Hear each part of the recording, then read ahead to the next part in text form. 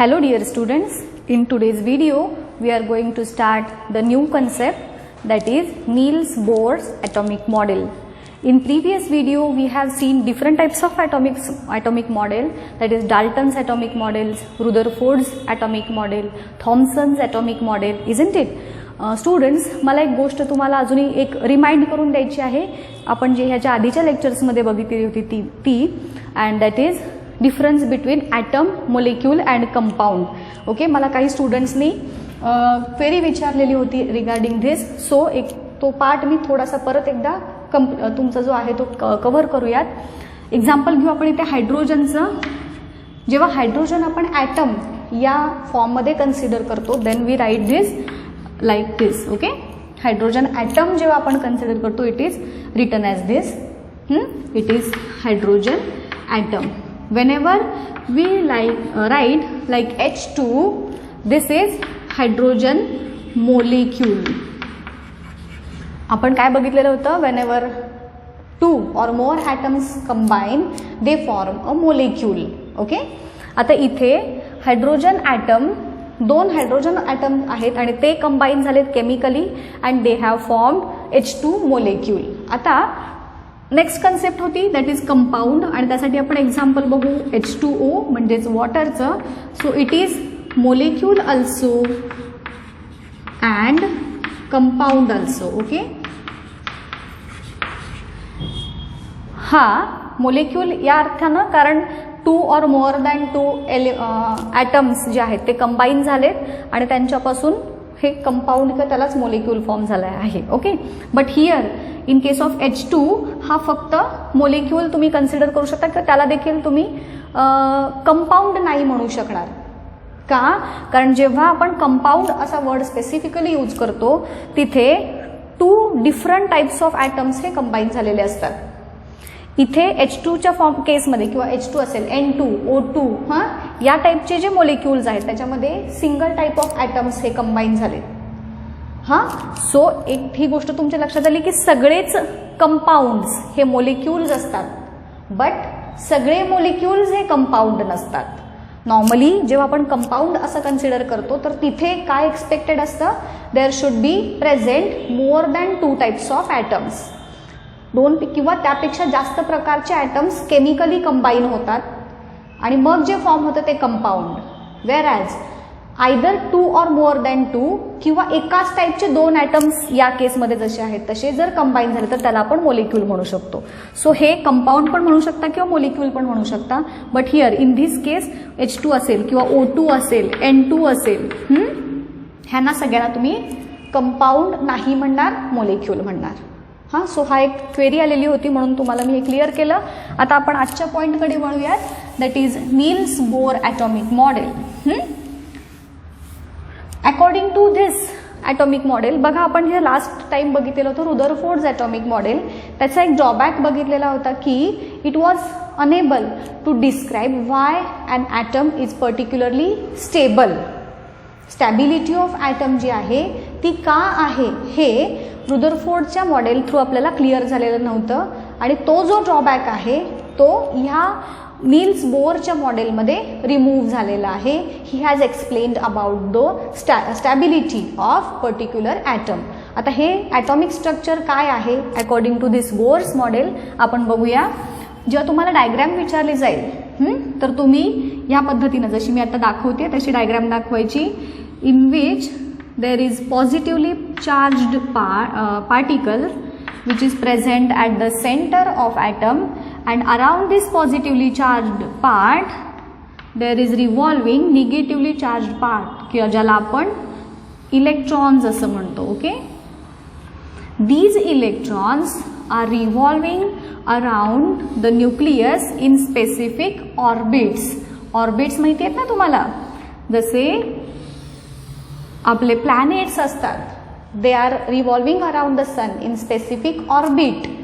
प्रत्येकाचा एक पाथ असतो ना, अर्थ तिच्या पाथमध्ये फिरती आहे, बाकीचे प्लॅनेट्स त्यांच्या पाथमध्ये फिरत आहेत. सो त्यांचा जसा पाथ असतो त्याला आपण ऑर्बिट म्हणतो. तसंच या पॉझिटिव्हली चार्ज सेंटरच्या भोवतीनं निगेटिव्हली चार्ज इलेक्ट्रॉन्स हे अशा प्रकारच्या स्पेसिफिक ऑर्बिट्समध्ये फिरत असतात. So what are orbits? Orbits are nothing but path of electrons. इथे इलेक्ट्रॉन्सचा पाथ असं कन्सिडर करूयात आपण. ओके, आता ह्या ऑर्बिट्सना स्पेसिफिक अशी नावं आहेत. काय आहेत? जी फर्स्ट ऑर्बिट आहे तिचं नाव आहे K orbit, second L M and last ऑर्बिटचं नाव आहे एन. हे नावं तुम्हाला लक्षात ठेवायची आहेत. 1 2 3 4 orbits are there, out of which the first orbit is having K L M and N. Afterwards या प्रत्येक ऑर्बिटमध्ये किती इलेक्ट्रॉन्स हे असतात हे आपल्याला नंतर फाइंड आउट करायचं आहे. आत्तापुरतं तुम्ही हे एवढा पार्ट लक्षात ठेवा की प्रत्येक ऑर्बिट आणि त्याचा नंबर तुम्हाला 1 मार्कच्या क्वेश्चनमध्ये कसं विचारलं जाईल की एन ऑर्बिट ही कितव्या नंबरची ऑर्बिट आहे किंवा which is the third orbit. So असे जेव्हा प्रश्न विचारले जातात तर हा सिक्वेन्स चुकवायचा नाही. के एल एम एन 1 2 3 4 सांगता येईल असं. ओके, सो हे ॲटॉमिक स्ट्रक्चर झालं which was proposed by Niels Bohr. आणि त्याचं एक्सप्लेनेशन किंवा डिस्क्रिप्शन कशा पद्धतीनं लिहिणार तर फर्स्ट पॉइंट काय सांगणार, इलेक्ट्रॉन्स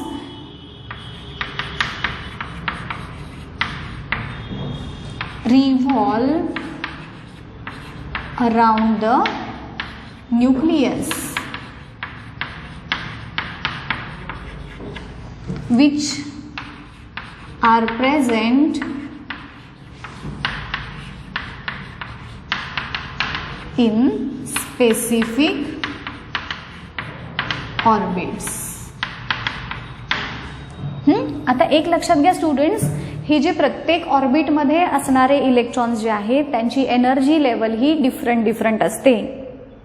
ओके, जसं की जे इलेक्ट्रॉन्स फर्स्ट ऑर्बिटमध्ये किंवा ह्या ऑर्बिटनाच अजून एक नाव आहे शेल.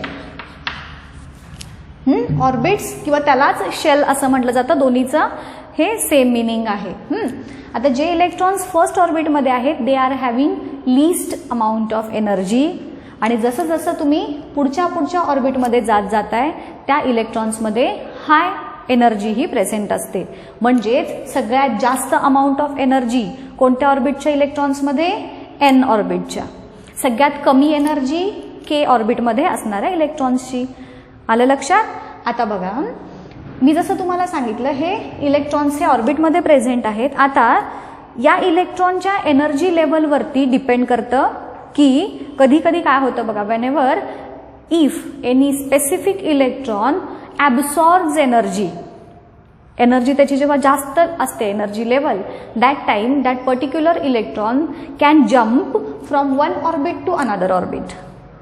मी काय सांगितलं तुम्हाला की जे जवळचे इलेक्ट्रॉन्स आहेत न्यूक्लियसच्या जवळच्या ज्या ऑर्बिट्स आहेत त्यामध्ये असणाऱ्या इलेक्ट्रॉनची एनर्जी लेवल लो. आता जशी जशी एनर्जी लेवल इन्क्रीज होत जाईल तसं, आता समजा तुम्हालाच सांगितलं की जम्प करायला सांगितलं, इथून इथे जम्प करायला सांगितलं. कधी कधी जेव्हा तुमची एनर्जी लेवल हाय असते तेव्हा तुम्ही खूप जास्त उंच किंवा खूप जास्त लांब जाऊ शकता. बट कधी कधी जेव्हा तुमची एनर्जी लेवल लो असेल तेव्हा तुम्हाला लांब उडी मारता येणार नाही. सेम वेनं जेव्हा इलेक्ट्रॉन्सची एनर्जी लेवल ही हाय असते they can jump from one orbit to another orbit. Even at some times they can jump like this, म्हणजे इथून इथं जाण्याच्या ऐवजी ते डिरेक्टली याच्या पुढच्या ऑर्बिटमध्ये देखील जम्प होतात whenever they are having high amount of energy. आणि जेव्हा त्यांची एनर्जी लेवल लो असते that time they can go inside, म्हणजे आउटर ऑर्बिटमधून इनर ऑर्बिटमध्ये देखील ते मूव्ह होऊ शकतात due to having less amount of energy. So ही कन्सेप्ट कळाली, एनर्जी लेवल कोणत्या ऑर्बिटची जास्त आणि कोणत्या ऑर्बिटची कमी असणार. So electrons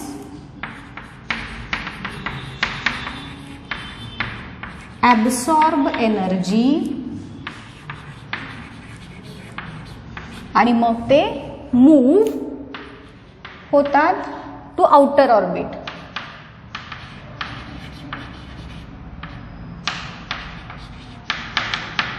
and when electrons release energy they move to inner orbit. आलं लक्षात. आणि स्पेसिफिक ऑर्बिटमध्ये असणाऱ्या इलेक्ट्रॉनची जी एनर्जी लेवल आहे ती ठराविक अशी असते. प्रत्येक सेम ऑर्बिटमध्ये सेम ऑर्बिट सेम एनर्जी असते. So these are the some important postulates of Niels Bohr model. हे कळालं, खूप इम्पॉर्टंट हा पार्ट आहे. हे स्ट्रक्चर जे आहे ॲटॉमिक मॉडेल, हां, जेव्हा ॲटॉमिक मॉडेलची नुसती डायग्रॅम तुम्हाला विचारली जाईल, so you have to draw this diagram. What are the postulates of Niels Bohr model म्हटलं की तुम्ही हे सांगणार. आली लक्षात व्यवस्थित कन्सेप्ट? ओके. आता याच्यानंतरचा जो पार्ट आहे it is structure of atom. ॲटमचं स्ट्रक्चर कशा पद्धतीनं आहे, काय काय पार्टिकल्स त्याच्यामध्ये प्रेझेंट असतात, तो पार्ट आपण बघूया.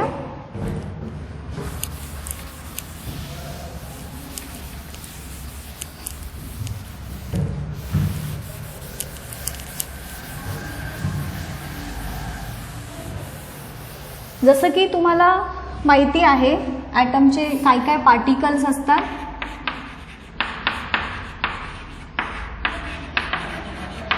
ज्यांना आपण सब ॲटॉमिक पार्टिकल्स असं म्हणतो. नॉर्मली आपल्याला जे नोन आहेत किंवा जे मोस्टली डिस्कस होतात ते 3 सब ॲटॉमिक पार्टिकल्स, जसे की प्रोटॉन्स, इलेक्ट्रॉन्स, न्यूट्रॉन्स, तुम्हाला हे सगळे माहितीच आहेत. बट स्टुडंट्स याच्याही पेक्षा खूप वेगळ्या वेगळ्या प्रकारचे सब ॲटॉमिक पार्टिकल्स हे ॲटममध्ये प्रेझेंट असतात. ऑलमोस्ट 36-35 असे सब ॲटॉमिक पार्टिकल्स आहेत. तुम्हाला ते डिटेल नाही आहेत, बट जस्ट तुमच्या नॉलेजसाठी सांगितलं. ओके. त्यापैकी आपण जो फोकस करणार आहोत ते 3च ॲटमवरती, 3च सब ॲटॉमिक पार्टिकल्सवरती. आणि ते सब ॲटॉमिक पार्टिकल्स आहेत. सब ॲटॉमिक पार्टिकल्स म्हणजे काय कळालं ना, ॲटममध्ये जे जे स्ट्रक्चर्स प्रेझेंट असतात त्यांना म्हणायचं सब ॲटॉमिक पार्टिकल्स. असे 3 असतात जे आपल्याला बघायचे आहेत. 3 सब atomic particles.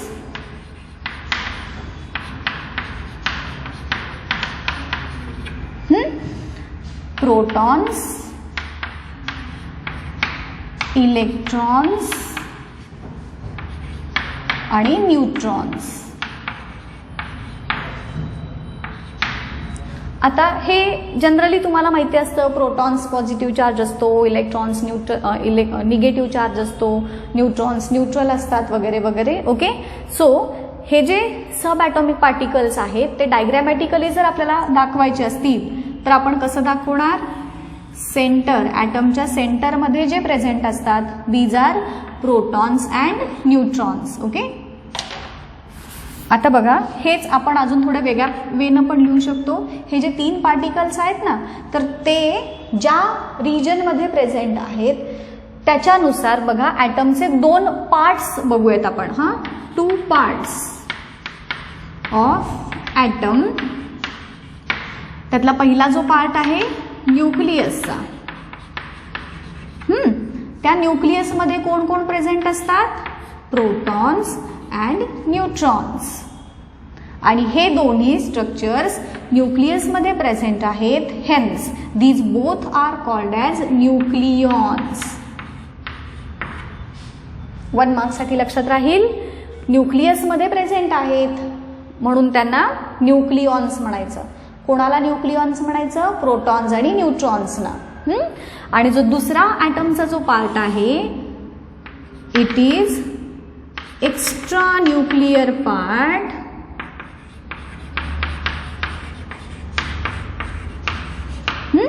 and it contains electrons. Extra nuclear part म्हणजे न्यूक्लियस सोडून अदर पार्ट जो आहे त्याच्यामध्ये असतात इलेक्ट्रॉन्स. आणि मग आता आपण याची डायग्रॅम कशी ड्रॉ करायची बघूयात. सेंटरला प्रोटॉन प्लस न्यूट्रॉन असं आपण दाखवूयात. आणि त्याच्या भोवतीने इलेक्ट्रॉन्स हे मूव्ह होत असतात. Electrons are having negative charge, protons वरती positive charge and neutrons are neutral. लक्षात राहतील हे चार्ज देखील लक्षात ठेवायचे आहे तुम्हाला. कशावरती पॉझिटिव्ह चार्ज, कशावरती निगेटिव्ह चार्ज, कोण न्यूट्रल. न्यूट्रॉन न्यूट्रल नावावरून लक्षात राहील. प्रोटॉन पॉझिटिव्ह, आणि इलेक्ट्रॉन निगेटिव्हली चार्ज पार्टिकल्स असतात. हे सगळे सब ॲटॉमिक पार्टिकल्स आणि ते कुठं कुठं प्रेझेंट असतात त्याच्यावरून आपण ही डायग्रॅम ड्रॉ केली. हे स्पेसिफिक ऑर्बिट्स आहेत and these are electrons are revolving in these specific orbits. जसं आत्ता बघितलंच आपण की प्रत्येक ऑर्बिटची एनर्जी लेवल ही डिफरंट असते इलेक्ट्रॉन्सची. सो हे स्ट्रक्चर ऑफ ॲटम झालं. आता हे पार्टिकल जे आहेत ते वन बाय वन आपण बघूयात. त्यातला जो फर्स्ट पार्टिकल आहे it is proton. Short note तुम्हाला जर विचारली स्ट्रक्चर ऑफ ॲटम किंवा सब ॲटॉमिक पार्टिकल्स, नुसतं प्रोटॉन, ह्याच्यावरती मॅक्झिमम 2 or 3 पेक्षा जास्त मार्क्सचा क्वेश्चन शक्यतो याच्यावरती विचारला जाणार नाही तुम्हाला. Okay, so protons positively charge particles आहेत.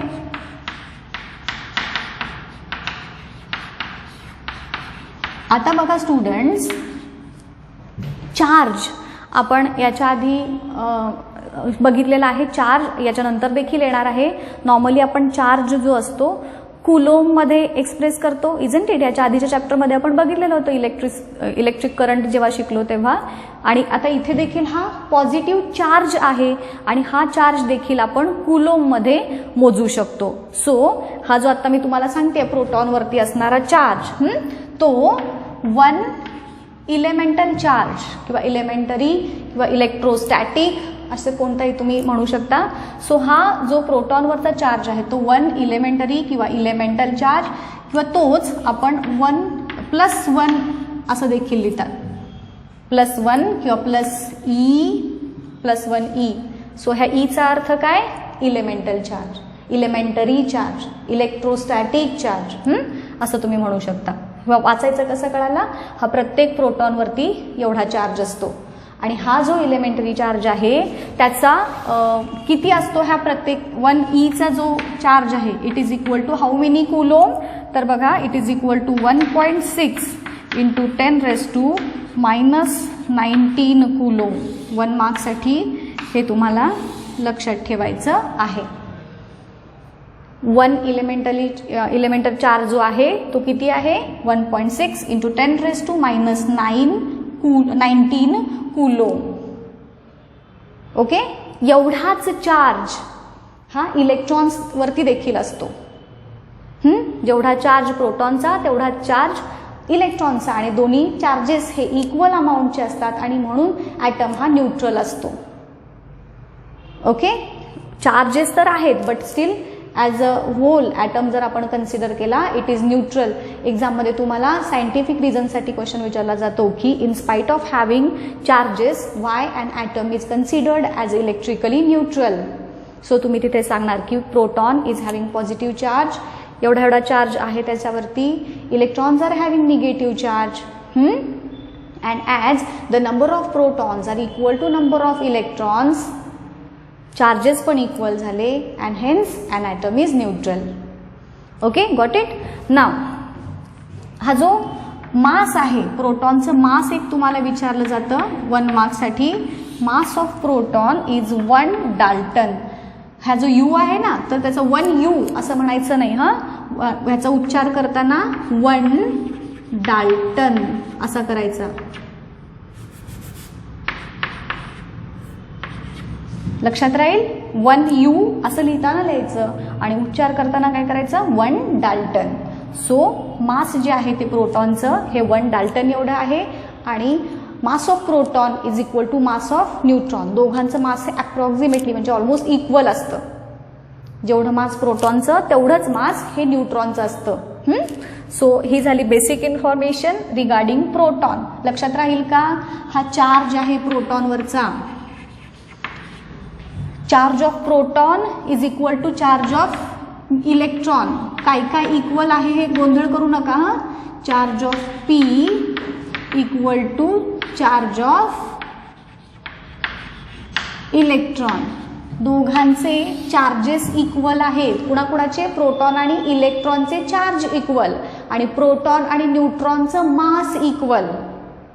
गोंधळ करायचा नाही. कोणाचे चार्ज इक्वल आणि कुणाकुणाचे मास इक्वल. त्यात प्रोटॉनचं जेवढं मास तेवढाच न्यूट्रॉनचं मास असतं, वेअरॅज प्रोटॉनचा जेवढा चार्ज तेवढा इलेक्ट्रॉनचा चार्ज असतो, गोंधळ करू नका. So this is the first sub atomic particle. Then the next is neutron.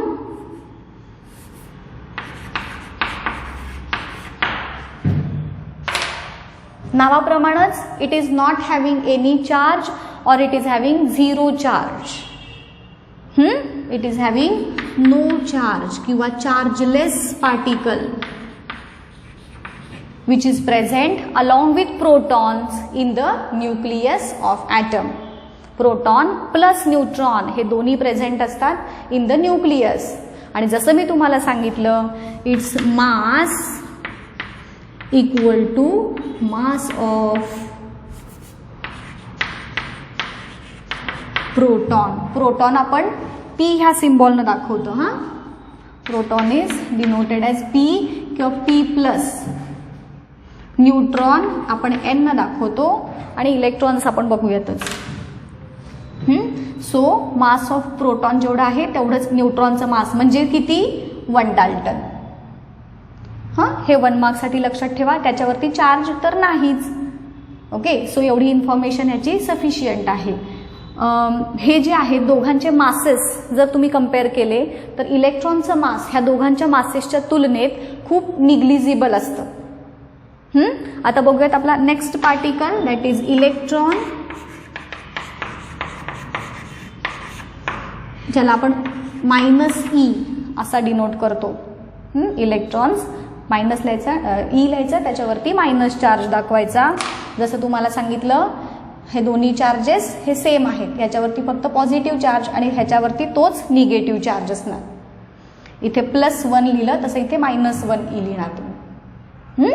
So हा चार्ज झाला इलेक्ट्रॉनचा.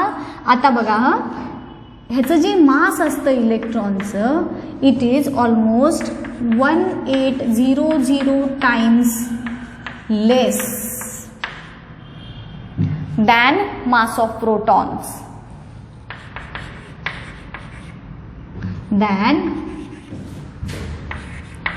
mass of P. किती टाइम्स? तर प्रोटॉनच्या आणि न्यूट्रॉनच्या मासपेक्षा 1800 टाइम लेस एवढं मास असतं. कुणाचं? इलेक्ट्रॉन्सचं. आणि म्हणून जेव्हा आपण एखाद्या ॲटमचं मास कन्सिडर करतो, we do not consider the mass of electron. For example, suppose आपलं जेव्हा मास आपण कन्सिडर करतो, वजन ज्याला आपण कॉमन लँग्वेजमध्ये म्हणतो, सो दॅट मास म्हणजे आपलं काय असतं, आपल्या बॉडीमध्ये असणाऱ्या बोनचं आणि फ्लेश वगैरे हे जे पार्ट्स आहेत त्याचं मास करतो आपण. हेअरचं मास कन्सिडर करतो का? नाही करत. Isn't it? का कन्सिडर करत नाही? कारण बाकीच्या ऑर्गन्सच्या तुलनेत आपल्या हेअरचं मास हे एकदम निग्लिजिबल आहे. सेम वेनं ह्या दोघांच्या तुलनेने इलेक्ट्रॉनचं मास देखील एकदम निग्लिजिबल आहे. हेन्स ॲटमचं मास कन्सिडर करताना इलेक्ट्रॉनचं मास कन्सिडर केलं जात नाही. सायंटिफिक रिझनसाठी जर विचारलं तर हे तुम्हाला सांगता आलं पाहिजे. सो आपण जे आज बघितले, प्रोटॉन्स, इलेक्ट्रॉन्स आणि न्यूट्रॉन्स हे सगळे सब ॲटॉमिक पार्टिकल्स. त्यापैकी प्रोटॉन्स आणि न्यूट्रॉन्सना आपण न्यूक्लिऑन्स असं म्हणतो, because they are present in nucleus. Electrons are revolving around the nucleus in specific orbit. त्यांचे मासेस, त्यांच्यावरचे असणारे चार्जेस, त्यांचं डायग्रॅमॅटिक रिप्रेझेंटेशन, हे झालं general structure of any kind of atom. आता अजून एक सांगायची गोष्ट की हे जे हायड्रोजन ॲटम आहे, त्या हायड्रोजनच्या ॲटममध्ये मात्र हा न्यूट्रॉन जो असतो तो प्रेझेंट नसतो, फक्त प्रोटॉन्स प्रेझेंट असतात. का? कारण हायड्रोजनचं मास हे कंपॅरेटिव्हली खूप लहान आहे. ओके, सो हायड्रोजन सोडून सगळ्या ॲटम्समध्ये हा न्यूट्रॉन प्रेझेंट असतो, फक्त हायड्रोजनमध्ये नाही. हे एक 1 मार्क्ससाठी लक्षात ठेवा.